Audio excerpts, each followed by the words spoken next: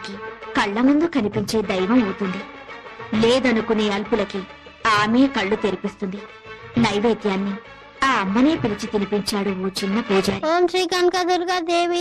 దత్తాత్రేయ, నేను ట్రస్టీ గారితో మాట్లాడొస్తాను. త్వరగా నైవేద్యం పెట్టేసి మేయర్ గారింటికి ప్రసాదం పట్టుకెళ్ళాలి. నేను వేద పాఠశాలకు వెళ్ళాలి, తొందరగా రండి. అవన్నీ తర్వాత, అమ్మవారికి నైవేద్యం పెట్టాకే వెళ్ళు. నేను ట్రస్టీ గారితో ప్లేట్ల కలెక్షన్ గురించి మాట్లాడి వెంటనే వచ్చేస్తాను. ఎక్కువ మంత్రాలు చదవకుండా త్వరగా కానీ పులిహోర పైన జీడిపప్పు కదలకుండా నైవేద్యం పెట్టు. తినమ్మా తిను. నేను వేద పాఠశాలకు వెళ్ళాలి. ఆలస్యం అయితే మాస్టర్ గారు కొడతారు. తినమ్మా తిను. మా అమ్మవు కదా.